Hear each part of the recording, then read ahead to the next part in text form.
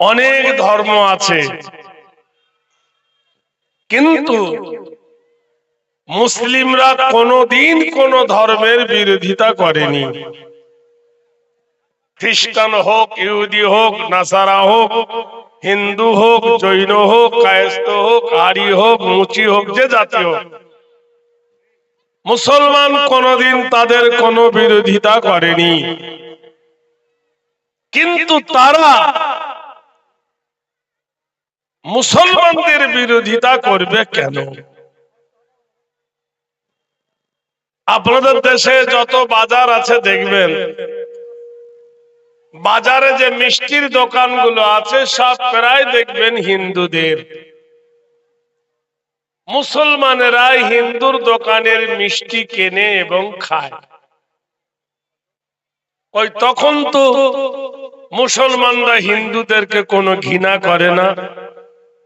মুসলমান যদি সাম্প্রদায়িকতা হতো তাহলে কোন হিন্দুর দোকানের মিষ্টি খেত না, কোন হিন্দুর দোকানের কাপড় কিনতো না, কোন হিন্দুর দোকানে আলু চাল ডাল কিনতো না, কোন হিন্দু মানুষের কাছে তাহলে মাছ কিনে খেত না।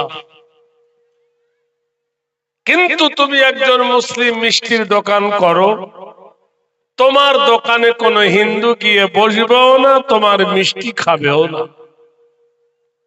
তুমি একটা চার দোকান করো, স্টল করো, কোন হিন্দু গিয়ে তোমার চাও খাবে না, তোমার বিস্কুটও ছুবে না।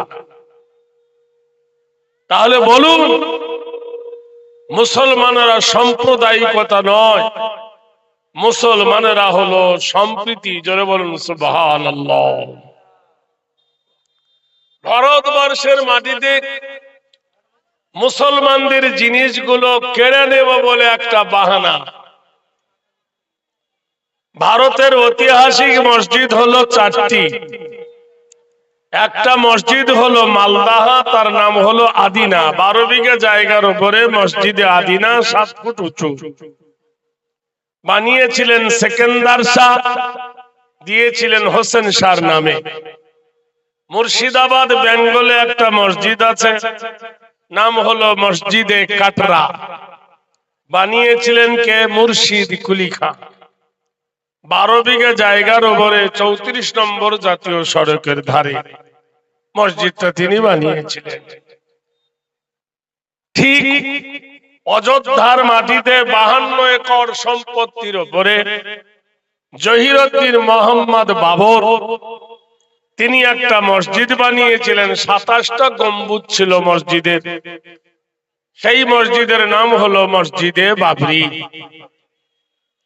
দিল্লির জামে মসজিদের 8 বিঘা জায়গার উপরে 22 ফুট উঁচু করে 3 গম্বুজে একটা মসজিদ বানিয়েছেন সম্রাট শাহজাহান। আজও পর্যন্ত মসজিদটা আবাদ হচ্ছে। এরা মুসলমানদের উপরে জোর চাপিয়ে বলছে এ মসজিদে বাবরি, এটা হলো রামের মায়ের জন্মভূমি। ব্যাস রাম মন্দির বলে মসজিদটা ভেঙে দিল। সত্যি করে বলুন তো, মুসলমানেরা কখনো কারোর জোর দখল করে সেই জায়গার উপর মসজিদ বানাতে পারে? এটা মুসলমানদের আদব নয়। আর কেউ যদি জোর করে কোন জায়গার উপরে মসজিদ বানায়, সে মসজিদে নামাজ হবে না। কিন্তু ওরা জানে না